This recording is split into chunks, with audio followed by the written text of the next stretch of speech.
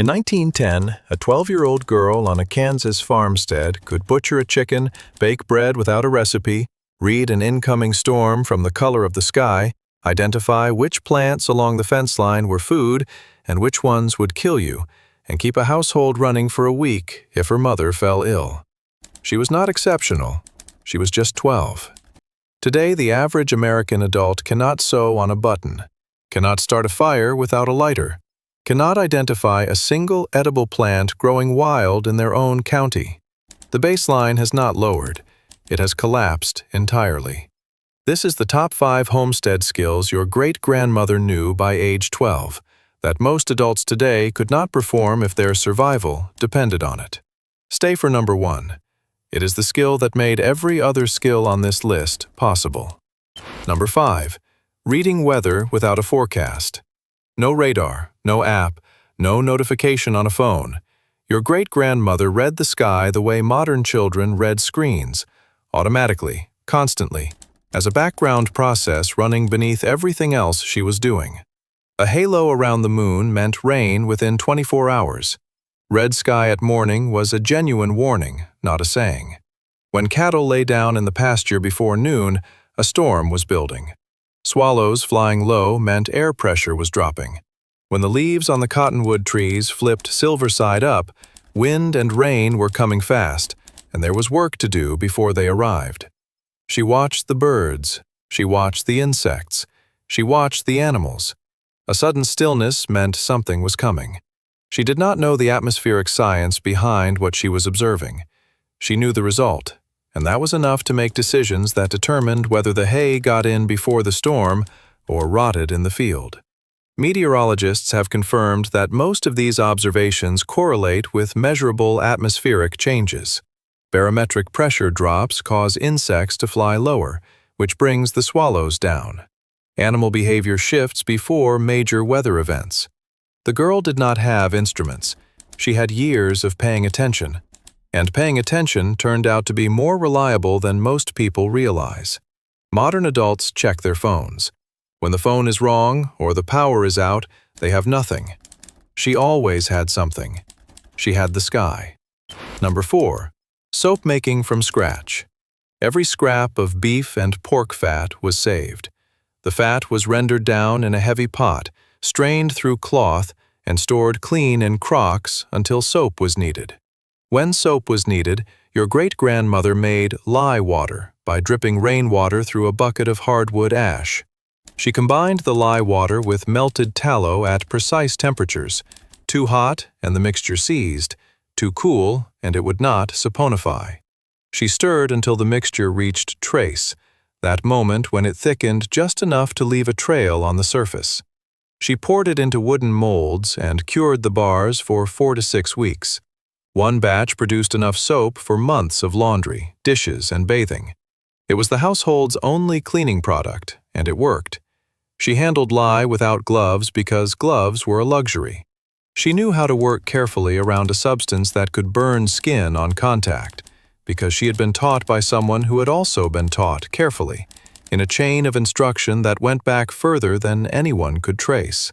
Procter & Gamble launched Ivory Soap in 1879 and spent the following decades running campaigns in women's magazines showing modern mothers choosing store-bought soap while outdated farm wives stirred kettles of fat. They did not just sell soap.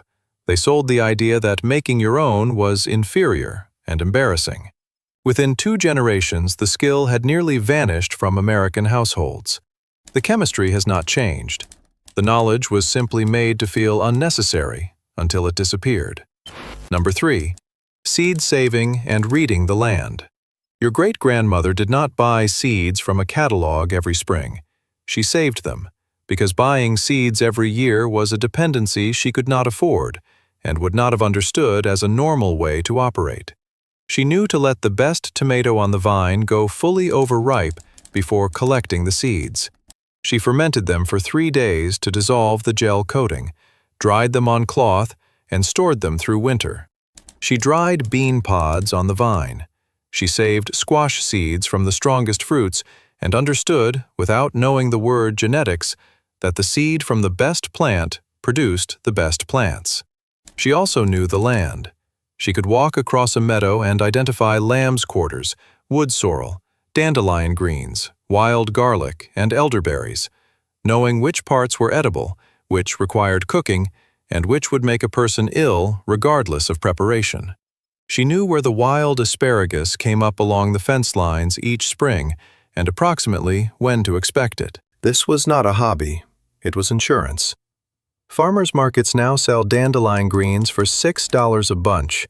Your great-grandmother picked them from the field for free and considered herself fortunate that something nutritious was willing to grow without any help from her. Number 2. Baking bread without a recipe. Your great-grandmother did not measure flour. She felt it. A sourdough starter kept alive on the kitchen counter, fed daily with flour and water, was her only leavening. She knew the dough was ready when it felt like an earlobe, smooth, elastic, slightly tacky. She understood that humidity changed everything.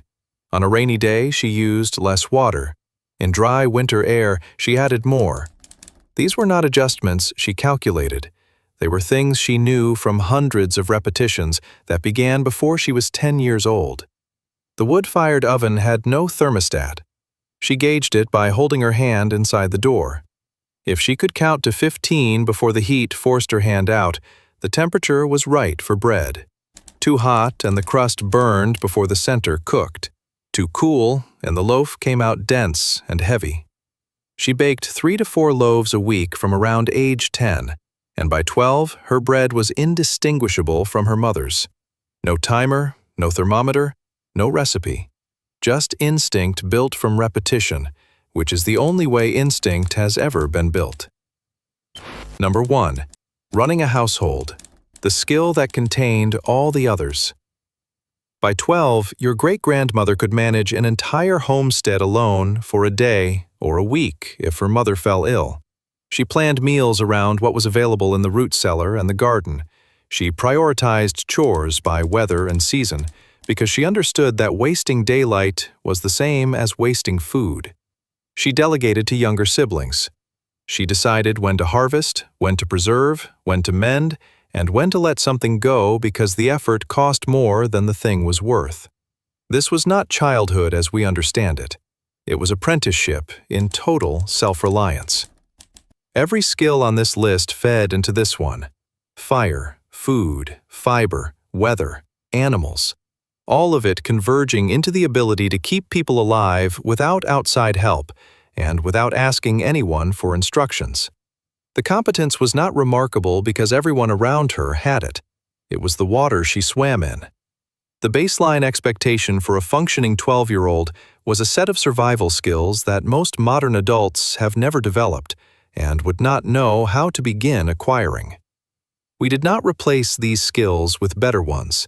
We replaced them with dependence on grocery stores, on power grids, on supply chains that reveal exactly how fragile they are every time a storm or shortage hits and the shelves go empty, and nobody in the house knows how to do a single thing on this list. Try one skill this week. Bake bread without a recipe. Save seeds from something in your kitchen. Learn to read the sky before you reach for your phone. Then ask yourself how it felt to do something your great-grandmother considered ordinary.